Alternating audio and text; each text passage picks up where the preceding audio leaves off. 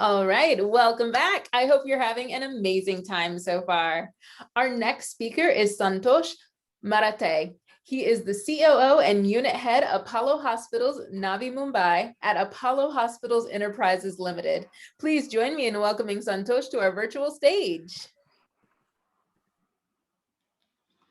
Hi, evening all. I think it's a very interesting topic that I'm going to cover. And as we all understand, there is nothing artificial about the artificial intelligence. So let me just upload the presentation and gets going.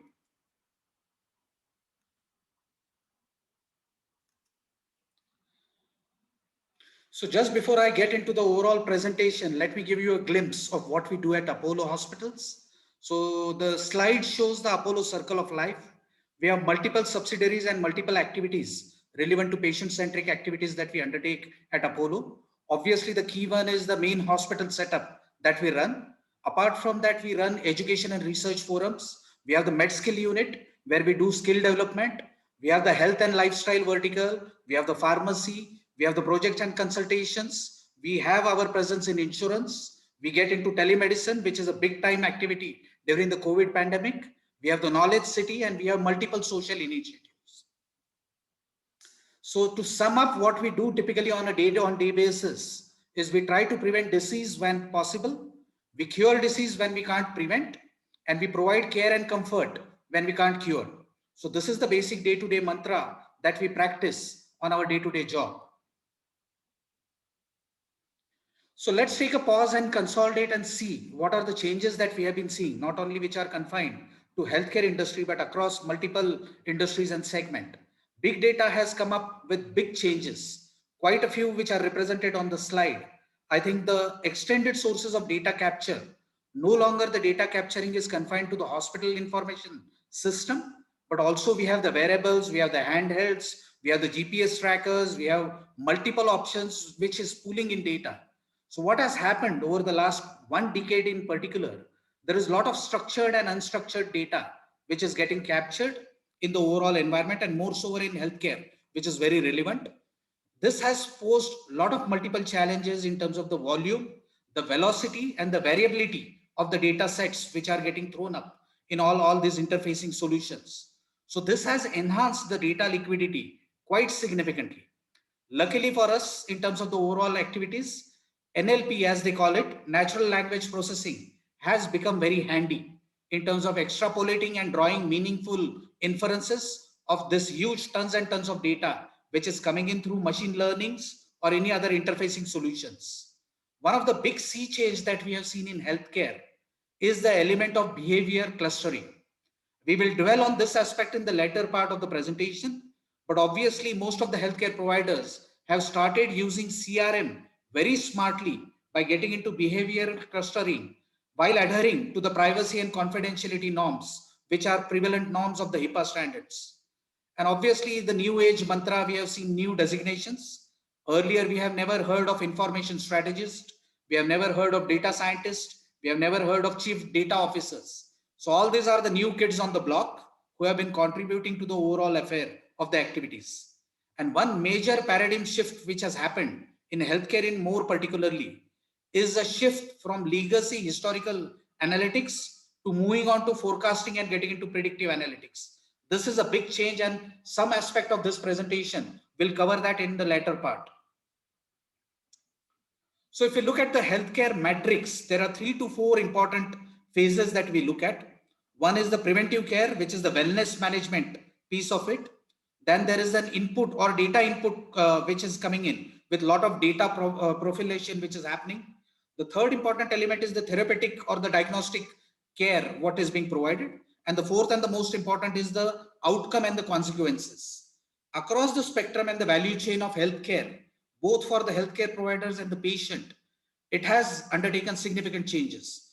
The chart is too dense, but I think it is very self-explanatory in terms of the staging of the multiple initiatives which are happening in the healthcare and which are further extrapolated by the kind of humongous data which is getting captured on a day-on-day basis in the healthcare verticals. So 10 important applications of artificial intelligence that we have seen in healthcare, which all of us are privy to. One is obviously looking into the AI assisted robotic surgeries, getting into medical diagnosis. Drug discoveries are becoming much more rampant in terms of AI assisted tools. Virtual nursing assistant and medical image analysis have gone to a new level of contributing to the patient care activities.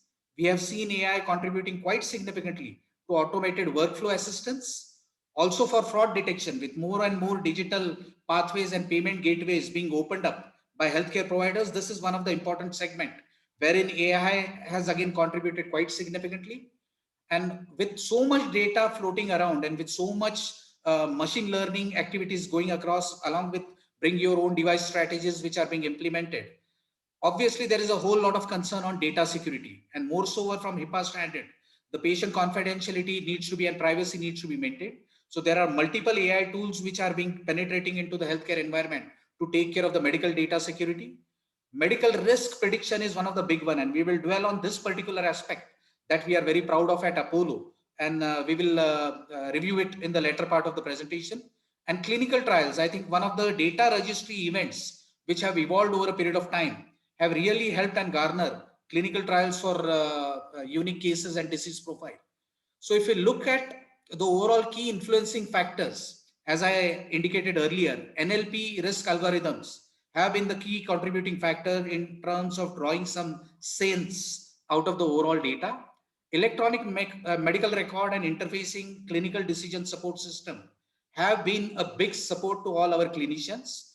All the clinical decision support system aids in enhancing and assuring standardization of care, while also governing alerts and giving checks and balances to the overall quality of care that we provide.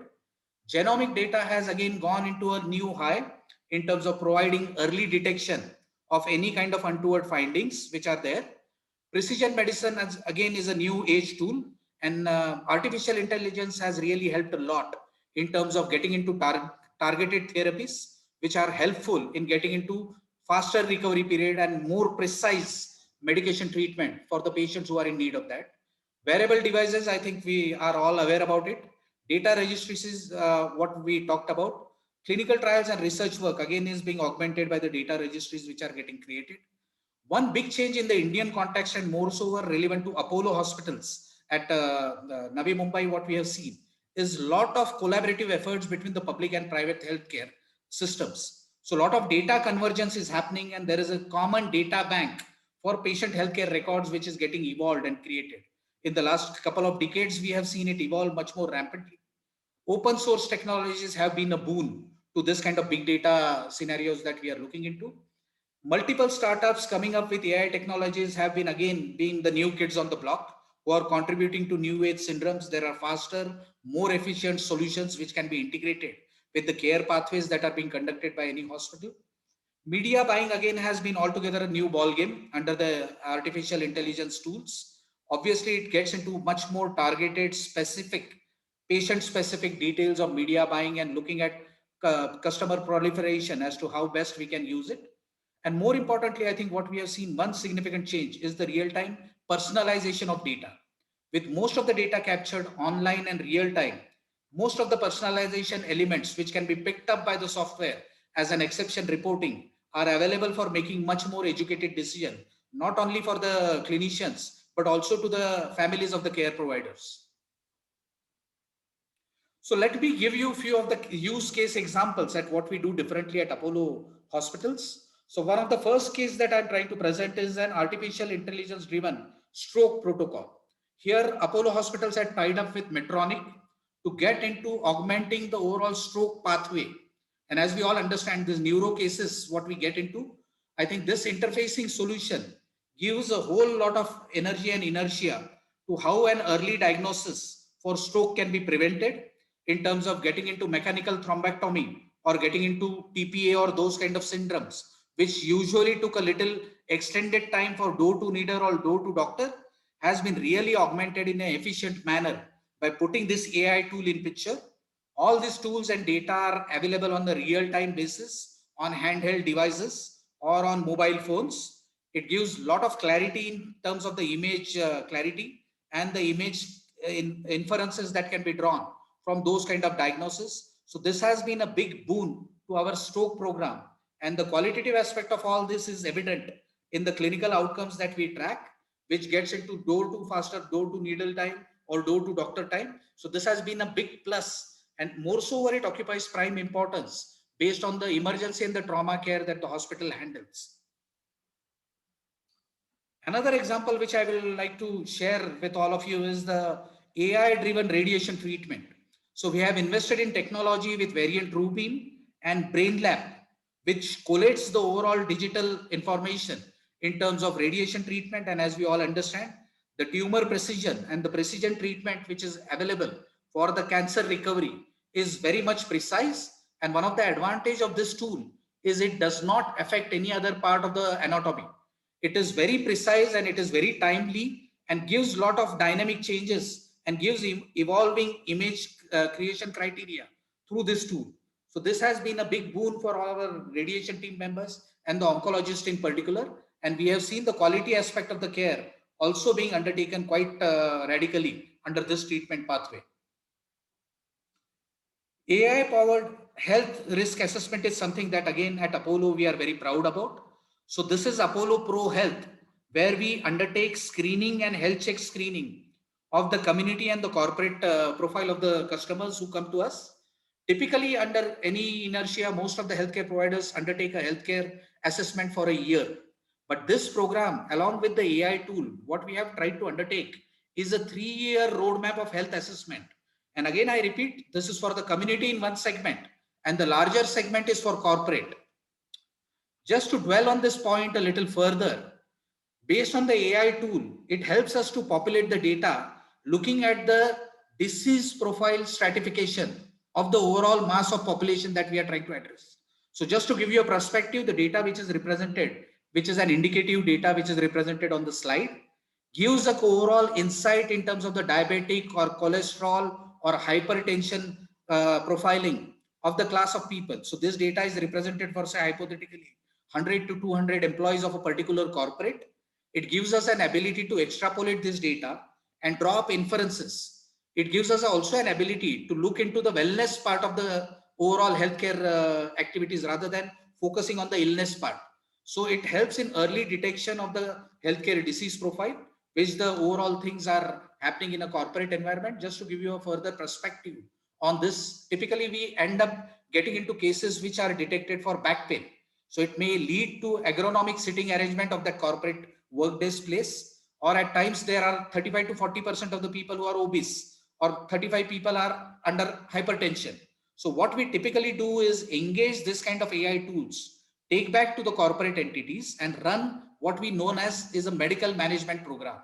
So we catch the disease profile early on, handhold them for underwriting their medical cost. So this is again a glimpse of the kind of reports that get shared to these communities and the corporates that we talk about. And obviously our vision is very powerful, and what it says as is indicated on the chart, our vision is to make the world changing initiative actually change the world. I think we are really focusing very aggressively on the wellness part of the healthcare management rather than focusing on the illness part of the healthcare management. And our experience also shows if you detect the healthcare anomalies early on, it has a great advantage on the quality of life of individual society and the community by large.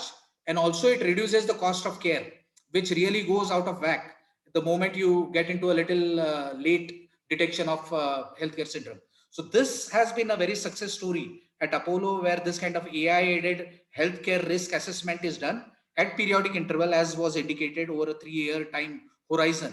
And it also gives the potential sequencing of the data meters that we capture and the profiling of this thing. And one more important activity which is captured is the genetic profiling and the genetic disposition for the whole family. So it is not only the healthcare for a particular individual, but it is also the healthcare profiling of the whole family, which is undertaken at that point of time. And this is an interesting one. So from a marketing point of view, obviously we are very big time on data. We have a huge appetite for data. And while in medical practices, we all say that we follow evidence-based practices, we follow the same practices in healthcare, non-medical activities also. So typically what we do is we extrapolate the data. A significant part of our marketing initiative is based on harping on the fact of digital marketing. And as we all understand, digital marketing has really undertaken a new high along with the COVID pandemic scenario, with restrictions on travel and with restrictions on movement, we have adopted to digital marketing in a big way. And as the chart indicates, there are multiple segments under which we use the data meaningfully. We typically draw up a strategy to influence the customer decision making process. And as we all understand, within healthcare environment, the decision making process for a person who is or a lady who is expecting delivery is radically different from a person who is wants to undergo a knee replacement. And similar to that, in emergency, the overall decision influencers are multiple areas of layer what we get into.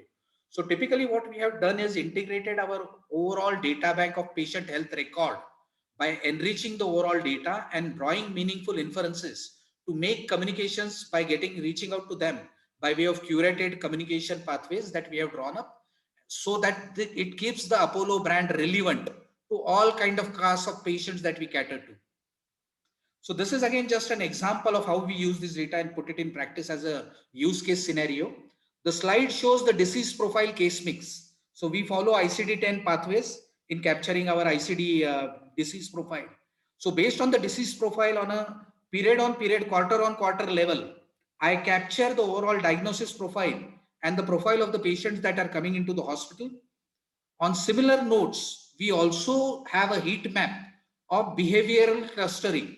What we mean by that is we have search engine optimizations where we optimize this data by looking at any point of time in terms of any marketing activity. The maps are for our local region of Mumbai and adjoining region, and it gives a comparison between two time zones. So in Q2, we had undertaken multiple initiatives for the digital marketing initiatives. This kind of input also gives a return on investment insight from a marketing point of view as to whether the top of mind or the mind share for Apollo hospitals had increased or not. And those kind of activities are really helpful in targeting a particular market community based on the disease profile segment that we already have.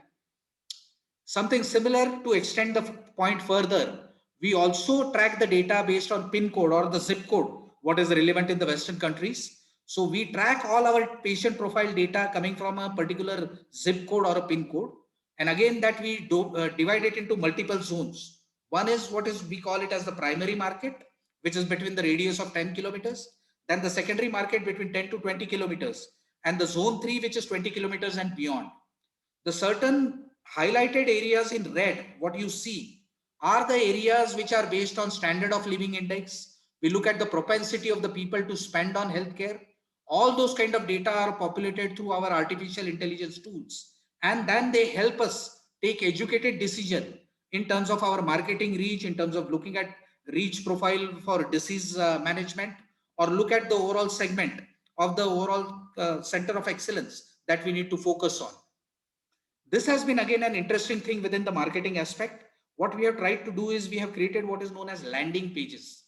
So again, going by the customized patient data information that we have, we reach out to particular class of patients. This is again a classic example where we get a lot of international patients under medical tourism from the Middle Eastern countries. So what we have created is landing pages in Arabic, which gives them a lot of content and literature in terms of the quality of the services which are available, in terms of general information which is available to the general masses in the layman language. And more importantly, we have a query board. So at any point of time, somebody can put up a query, somebody can ask for an estimate, somebody can upload their reports. There are dedicated doctors and dedicated Spocks who undertake this kind of connect directly. There are translators who connect with the patient population from that respective community, and we give them the comfort. So while much before the patient physically lands in India at Apollo hospitals, we reach out to them and work out the overall comfort level. And as we all understand, an important element of medical tourism, apart from the medical part, is the non-medical part. I think the most of the times people travel with their relatives and attenders. So their comfort, having a good cozy staying room for them, their food habits, the dialect, their religious obligations, which most of the people undertake. So all that kind of things can be automated by creating a good welcome kit for the people as and when they travel all the way to India. And before that, our clinicians reach out to them by virtue of telemedicine. And more importantly, this kind of customizing those kind of storyboards in vernacular languages, in their local languages, have really added a whole lot of value under our AI tools. This is again an interesting one with a lot of great work that happens at Apollo. What we created a concept what is known as case of the week. So there are few case of the weeks which are represented over here, looking at in terms of a small kid who had a frozen shoulder and who had a deformity in the neck, was undertaken for medical treatment, and over a period of time she is back to her normal quality of life, and she is going to school and enjoying games like all other girls in the society do. There have been multiple cases like this. So what we typically do is this kind of case of the week for individual specialty. We have a curated data bank, and at periodic interval, we get into what is known as mass communication drives. And obviously, prerequisite consents are being taken from the patients and their family before we start reaching out in sending information. One of the key element of our communication strategy is to customize and send only relevant element of communication which is relevant for the disease profile or what the family will care for, rather than bombarding with them with generic information is not our strategy. And through AI tools, this has been manifested quite aggressively at Apollo Hospitals in Navi Mumbai. So let's sum it up in terms of the key use cases that we have used quite extensively. So at periodic interval, the data bank has automated reminders for outpatient health checks or unexecuted test and diagnostic. So one of the mantra, we are a JCI accredited hospital. So under JCI accredited hospital, we need to assure continuum of care activity for all our patients. So typically our AI tool populates the data in terms of screening and tracking. Are there any unexecuted tests or diagnostics which have been recommended or prescribed by our consultants? So that is a reach element. There is a follow-up call. There is a nurse or a nurse manager or a clinical associate who reach out to the patient and try and understand. Another important activity for this automated reminder have worked well is for health checks. So where people undertake those kind of health checks at annual intervals, we do give them a preempting element. And based on the data profiling that I showed earlier, it also gives us the sequential reporting for people who are in a little comorbid status, like people who are diabetic or people who are compromised with comorbidities. Those kind of sequential data is captured at periodic interval. And hence the reason why we reach out to them at periodic interval and say that there is an annual health check time. And this is the same approach what we undertake for the corporates, wherein we present the overall data populating for the overall class of the employees that work at their end. And those kind of activities have been very helpful. The second important element, what we call it as AUC, appropriate use criteria. So our collating of the data under ICD-10 and common procedure terminology gives us and helps us a data for looking at case management review. So this is something where we reach out to the clinicians within the corporate segment. We reach out to the patient profile elements in by and large. We undertake a lot of peer reviews, and peer reviews are very important to standardize the quality of care which is being provided at Apollo hospitals. And we follow evidence-based practices, and most of things have a reference point within Apollo. We have 75 hospitals running in Apollo pan India. So within Apollo system, there is a huge data bank that we can share and look at benchmarking strategies. We also look at multiple benchmarking strategies from multiple Western hospitals and university setups. The third important tool where AI has become very handy is in terms of teleconsults, tele-ECGs, tele-echos, telepathology and teleradiology initiatives. We also have an installed what is known as eICU, where we undertake the remote control and the command center of managing ICU setups in our peripheral areas. So all this kind of data which gets easily translated through my HIS system and helps in real time accessibility of the data through our clinicians, and the quality of care is definitely enhanced with all this kind of technology development that we have undertaken. Another important element that we have integrated very smartly within our HIS is our order set and clinical pathways. So this again, as I indicated earlier, ensures that standardization of the care is ensured, and also pathways are being undertaken at periodic intervals. Also, IVR and chat box is something that we have integrated very seamlessly within our system. Another important element what we have used AI tools very smartly is in terms of standardizing cost and defining bill of material. So what we typically do is use this data for creating surgical kit. This is something similar to DRG, where the standardization of the cost can be undertaken. and few other areas wherein we are taking it. Scrubbing of the claim submission and reduce redaction has also been a big boon for us in terms of looking at this thing. We have also adopted AI tools in looking at peak time reviews for our outpatient data, in looking at queuing management for the patients at peak times, and appropriate staffing is undertaken on those kind of things. To sum up, these were a few of the initiatives that we have proudly undertaken at Apollo. And as we all understand, it's not a fixed target. It's a moving target that we capture at any point of time. Lastly, I would like to conclude with the famous saying of Sir William Osler, wherein he says that we should not ask what disease the person has, but rather we should focus on what person the disease has. And very rightly put in, I think precision medicine and personalized care has become the dictum in healthcare. And AI tools in a big way have contributed in customizing and providing care which is very specific and unique to the disease profile that the patient has. And it has also evolved in terms of creating data registries for a particular disease profile. Thank you all.